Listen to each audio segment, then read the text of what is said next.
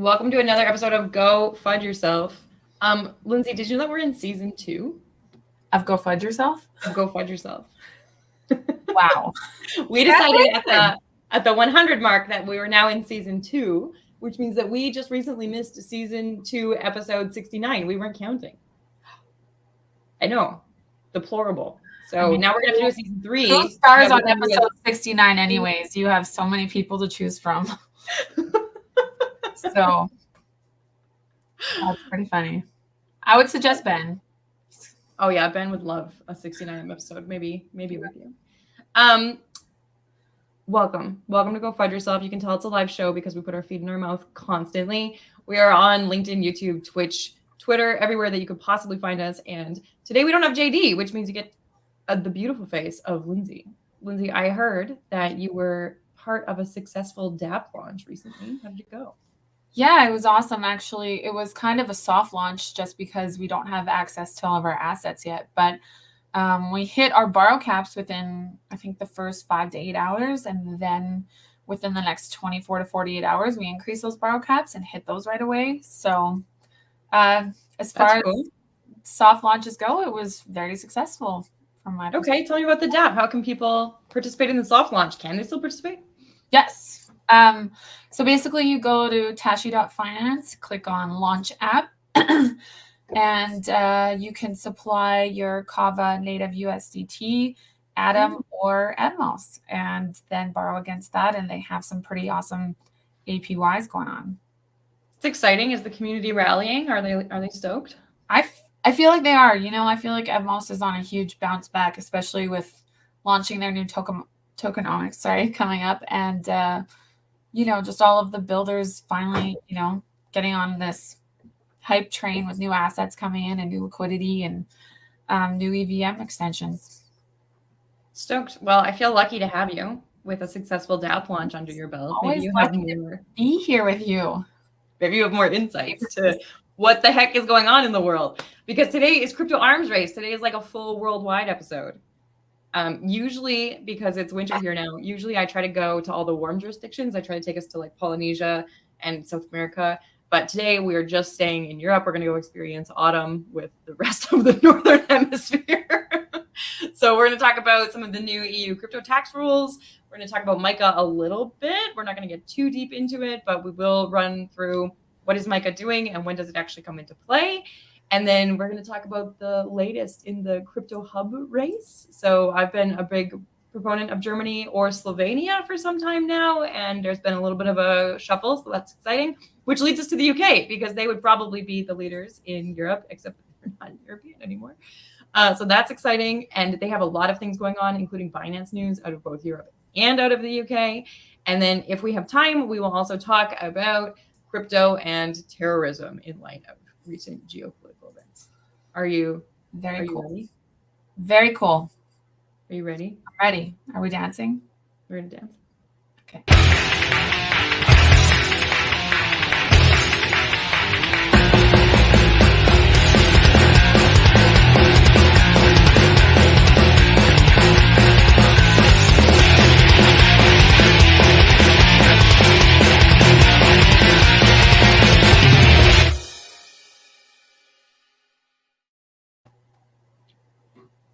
Dancing. I'm not sure how you danced to that. I was impressed. Maybe you were prepared for the hip hop. That was a new one, actually.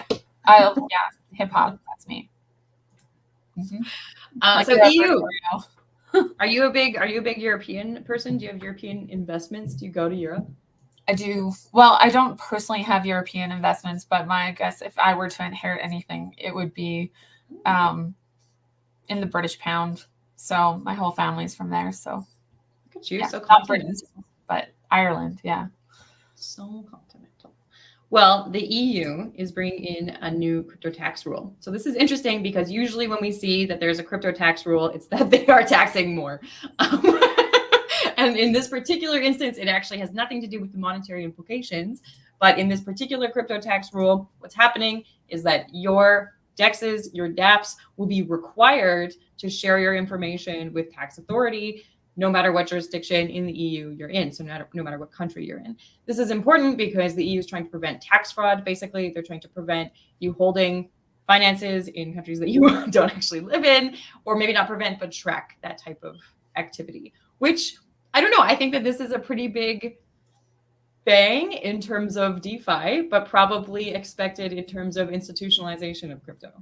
Again, like the EU is a front runner for being out there and I would say actually attracting more crypto investment and DeFi investment.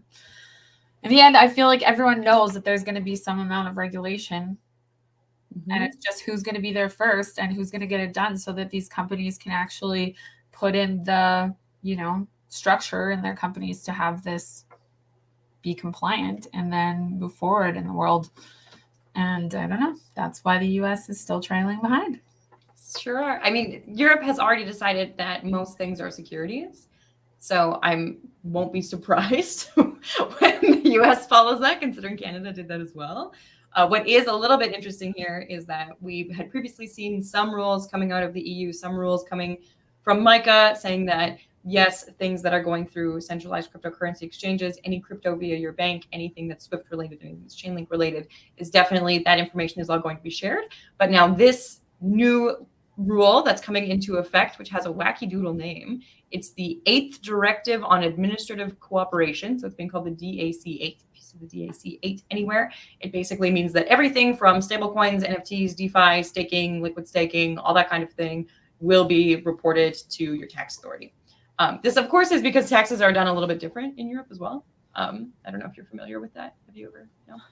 I was taken aback when I lived in Europe briefly that they just did my taxes based on my income. So if you have a regular human job and you're not an entrepreneur or something to that end, they automate your taxes. And so you don't have to necessarily hire an accountant or that kind of thing. If you have any difficult things, yes, you have to still do your due diligence there, but they basically do it for you. You validate it, and then it gets submitted. And so this is one way that will continue to include crypto. Is now they will include that in your prefab tax return, whereas before you would have had to make an amendment. I wonder what kind of lift that's going to be on their end. I mean, asset prices are changing constantly. So I think that's more government employees they're going to need. No, you know what? That's a really good point. I bet that's why they're putting it on the companies. So the companies themselves have to give the tax information up to authority, which means that the companies are going to have those hires, not the government. Smart. That is smart, actually.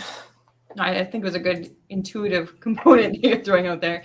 People, of course, are also worried about how this is going to set precedent for more CBDCs across Europe. I don't know how you feel about CBDCs, but I feel like we have these conversations all the time. Just not a big fan of CBDCs. Absolutely not. So the other thing to note is that this is coming into play, and this will be part of MiCA, and this is what's going on. But all of these things that you're hearing about MiCA, and also what even is MiCA, won't actually come into play until almost 2026. So a lot of these updates are coming into play in 2024, and then they have 18 months or late 2024, early 2025, and then different companies will have 18 months to actually adhere. So that's everything from having the appropriate licensing as a DEX to reporting your information to the tax authorities to adhering to advertising standards. MiCA is covering a whole swath and realm of finance and crypto because it isn't crypto only. But people are worried, and there's a lot of PSAs going on depending on the country, saying that you are not fully protected in crypto. Just because you're seeing news come out about it doesn't mean that it's actually enacted, and you still need to do your due diligence and do your own. This is going to be super interesting, in my opinion, because will it actually make a front runner? So if you're the front runner to get approved, get regulated, and be compliant, are people going to flood to you because, Right. You're the safest? Or are people going to go to the companies that are, trying to go by the grandfather rule and trying to stick it out to the very last second and not be compliant until they absolutely have to be? So that'll be interesting to see. This is one of the things we talk about with Binance all the time, right? Because Binance found some sort of loophole where they could pull out of most countries and then open in Poland, and that would allow them to serve Belgium and the Netherlands and some of the Nordic countries, which great until MiCA comes into play. So now they get 18 months of runway, but they're still going to have to adhere and comply at some point unless they have somewhere else to go. Another loophole. But I think you also mentioned about MICA putting heavy regulations on advertising, and I think I read in one of the articles that they have to get approved by a separate company. So all of their messaging, advertising, and marketing has to get approved by another entity. And no, that's the UK. That's just in the UK. That's just in the UK. That's kind of I don't know. With your marketing experience, is that a good thing or a bad thing? Is that different than TradFi? Like, I mean, there's probably a lot of legislation in what and how you can say it. Well, depending on the country that you're in, you'll actually have ad standards based on that country and based on the province and the jurisdiction that you're in. So it's not surprising to see something like that come out. We can talk a little bit more about that too in terms of France. France brought in a licensing program where it was previously, it's actually existed for some time, but it was previously recommended that as a financial influencer, you get this certification and this license. And now it's come into play where it's mandatory. So I don't think that it's totally out there. I don't think it's absolutely left field. What I do think people will struggle with on a total different way is that we're expecting digital assets like crypto or CBDCs to be facing these protections and to be facing these regulations, but also utility tokens will face these. So although it's a bit of an abstract concept, the idea that Deloitte is using subnets for their file management, if they start to do something like give out crypto tokens or give out blockchain tokens or utility tokens internally for things like accessing files or employee of the month or something like that, those things will also fall under MiCA regulation.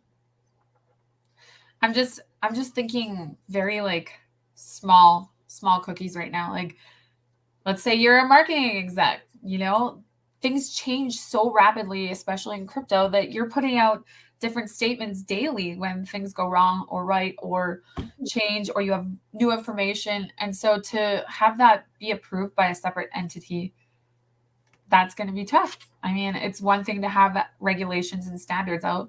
It's another thing to be legally required to have it approved by a separate entity.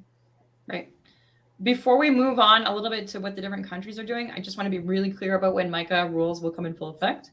So by December 2024, assuming that all rules are accepted, the MiCA rules will be in full effect, but there will be an 18-month grace period to actually adhere to them. So the concept, the language of full effect is maybe a little bit jazzy. So if you are in Europe and you think that you're being protected and it hits the end of 2024 and you really believe that MiCA is doing its due diligence and that the travel rule matters and that the marketing is really good and that all of the exchanges that you're using are licensed, you're wrong. You still have 18 months to be screwed about.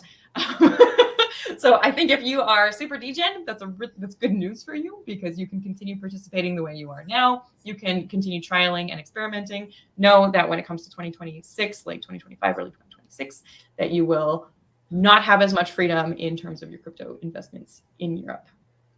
Exciting. Have your fun now. Have your fun now. Unless you live in France and want to use Binance, don't do that. Have you seen that Binance keeps pulling out of these countries and going in other countries? What do you think Binance is trying to do? I feel like they're just pushing it off as long as they can and trying to push the boundaries and see what their customers and clients think about it. See where they go. What, I guess it's Lindsay being tongue-tied again. But I just have so many opinions about that. I just wonder, they have to go where the market is. So they do have to go where the market is, but they also want to avoid any due diligence, investigation, or regulation. So people are hypothesizing that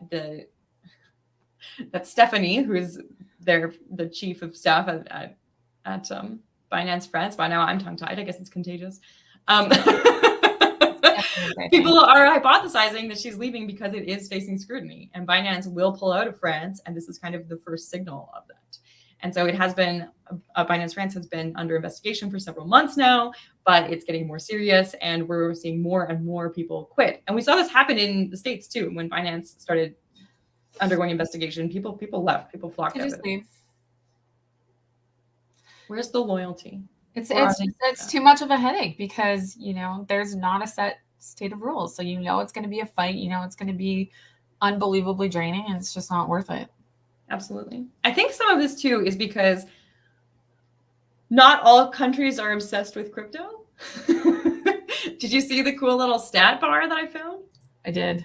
Yeah. So we talked about this a while ago, actually, when I was talking about Slovenia, because Slovenia, specifically the city, which I'm going to butcher the name of, I believe it's called Ljubljana, which is their capital, is seen as kind of a crypto hub right now. They have incredibly low tax. But in the same vein, Prague is kind of a crypto hub because they have the crypto anarchist movement. And apparently Vitalik loves the crypto anarchist movement and sometimes visits them and talks to them. But when we talked about this before, if you think about Google searches and other search engine sites, Slovenia is the top in terms of Google search terms and searching crypto terms. And France doesn't even register in the top 10. Which is kind of surprising. Well, if they're not that interested, why would Binance stay? Why would Binance continue to care about the French market if they're not that interested? I don't know. I'm pretty sure they're just trying to avoid any kind of due diligence, like you said. Absolutely. The other thing that I think is interesting about stats like this is you do need to use your critical thinking cap. When we think about somebody being crypto obsessed or how they might be searching for different terms or what that search volume looks like, we're not taking into account the various cultural user differences. So for example, I lived in Germany for some time and they totally don't trust Google. They don't trust digital searches.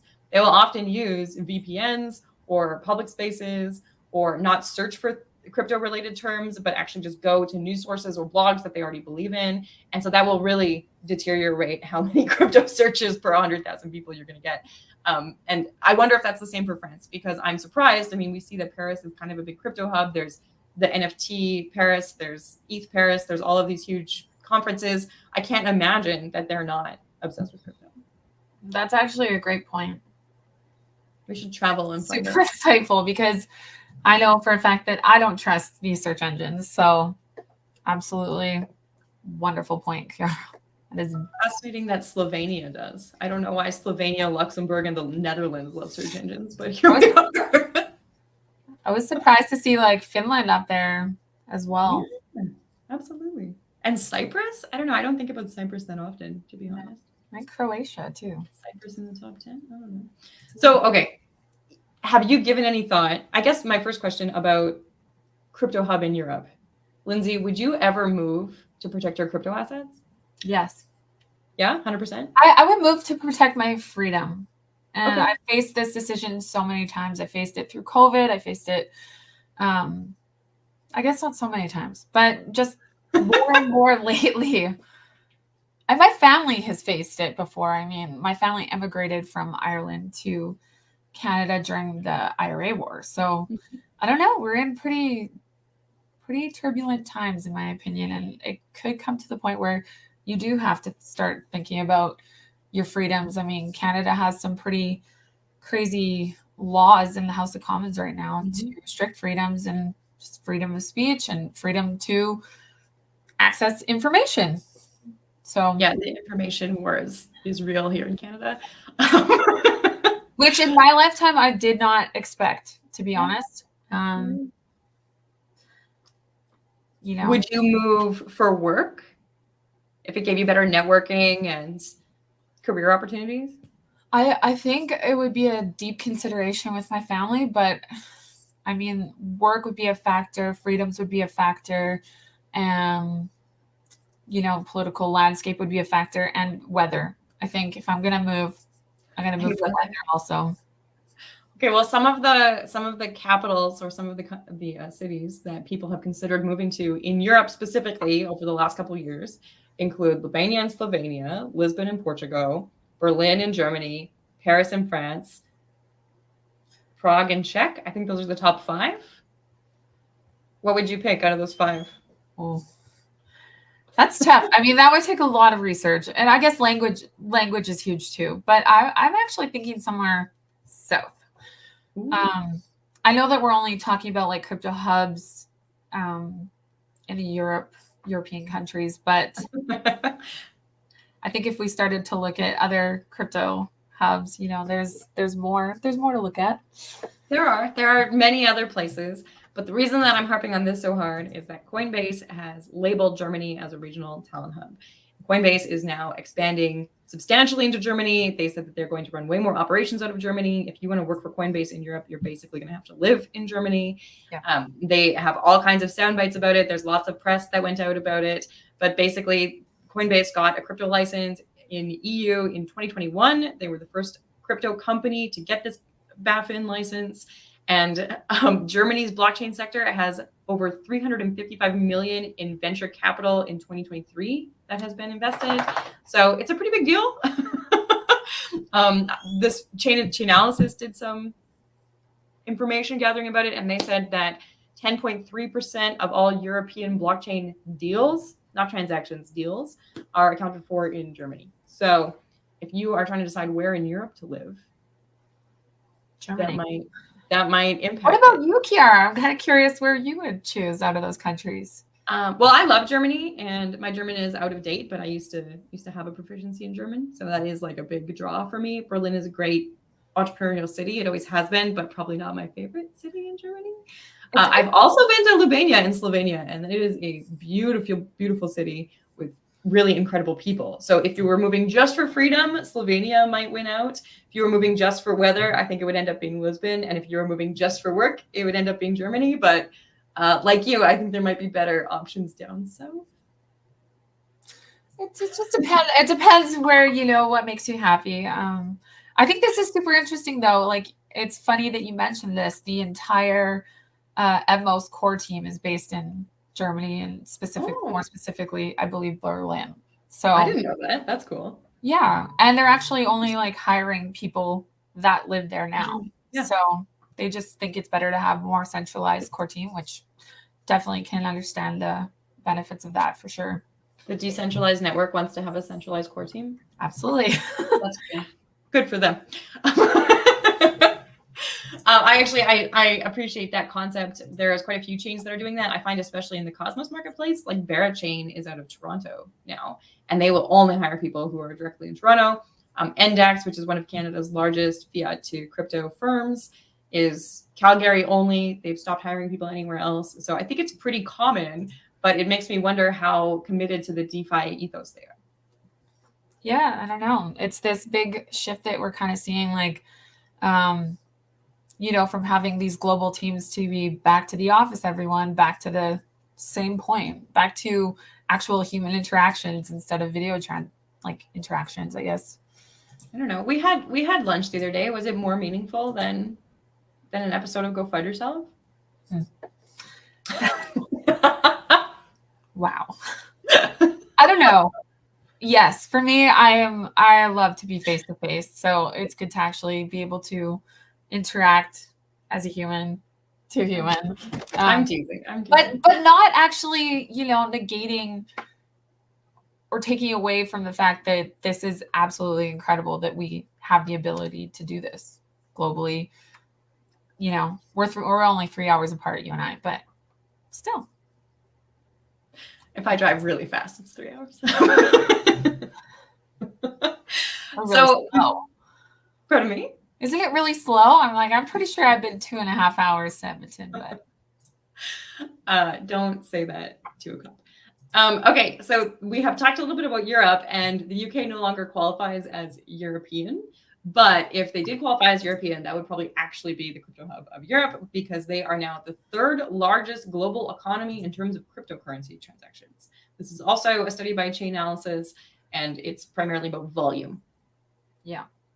This was shocking to me at this point. I thought that, because they're behind the US right now, which I just feel that with everything going on in the US, the fact that the regulations are so misleading, and, I just thought it would be more of a drain, more of a brain drain, more of a asset drain.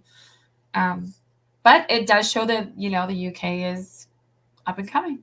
Yeah. And according to Chainalysis, DeFi was 54.8% of the crypto value in the last year, which is pretty huge, because the full received estimated amount in the UK was $252.1 billion in crypto payments. That's still a lot of DeFi. It's a lot of DeFi. A lot of DeFi.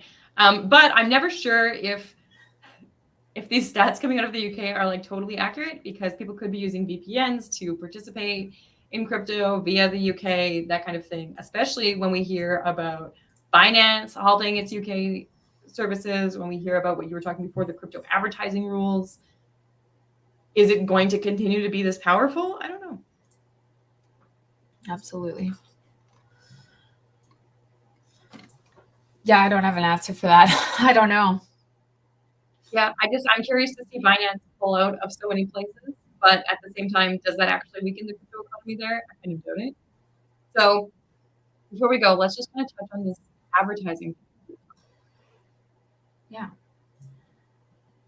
Advertising standards exist. They exist for a reason. There's all kinds of standards across the Americas. There's all kinds of standards across the Western world. I can't speak fully internationally, but a lot of them have to do with not advertising to children because children are naive and impressionable, and we shouldn't be corrupting their tiny little minds like that. And so when you make an advertisement for, say, a Nerf gun, you have to ensure that it's actually targeted at the parents and not the children.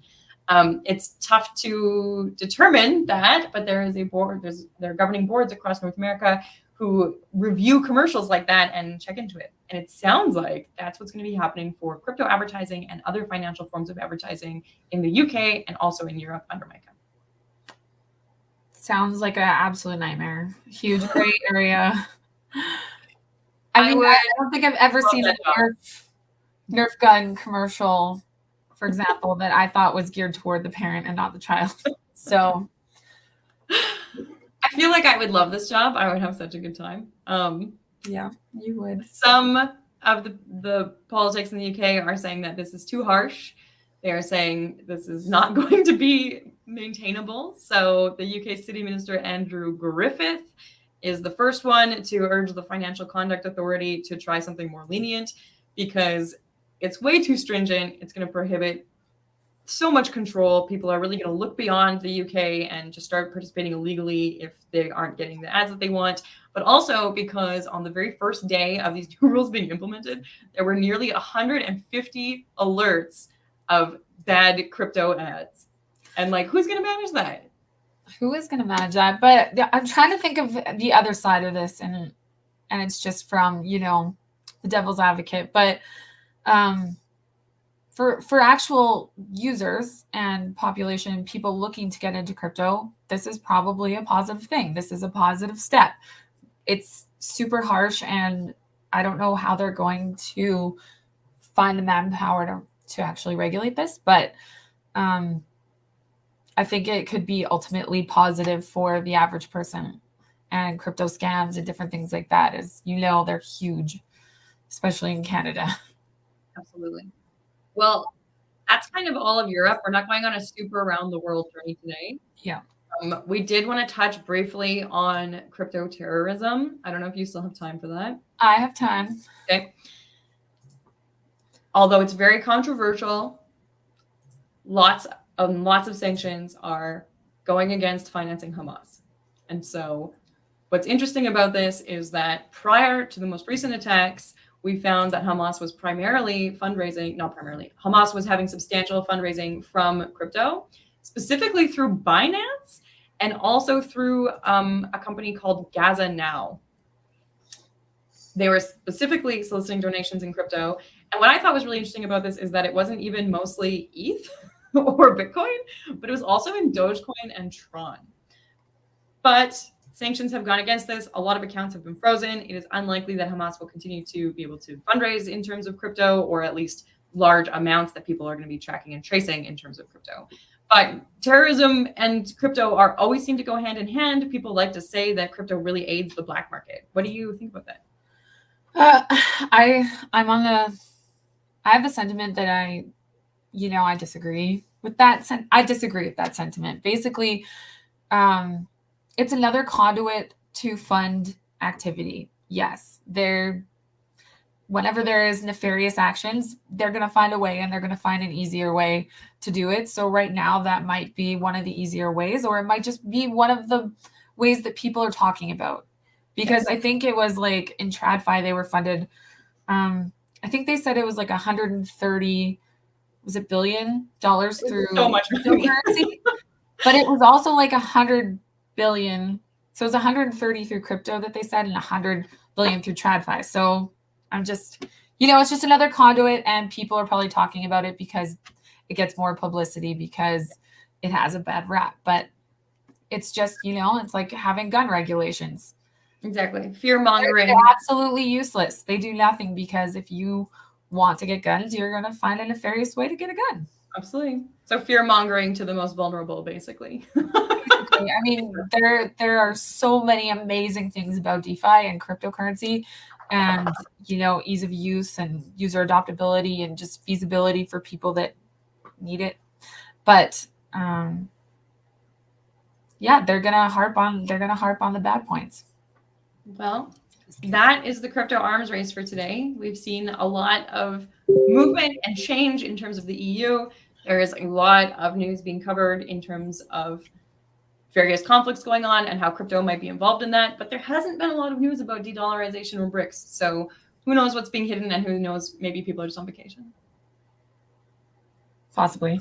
Russian vacation. Russian vacation. Hilarious. Lindsay, that's all the news for today. Thank you so much for joining us. If people want to find you, where should they do that? I mean, you can always catch me on Twitter at LV Ironside. And then I believe that is it. That would be the easiest way. For sure. Easiest? Okay, got it. Well, I'm thrilled to have had you on for the crypto arms race. I always love your international perspective. And now we have successful dApp launch perspective too. Yeah, congratulations. Awesome. Very exciting news in the crypto world. Well, we are live every day, unless I screw up and we're not, on LinkedIn, YouTube, Twitch, Spotify, Twitter, Facebook. If you blink, you will find us. If you want crypto news, add us to your DYOR routine. Please like, share, subscribe, etc. But with that, Lindsay, go FUD yourself, Kiara.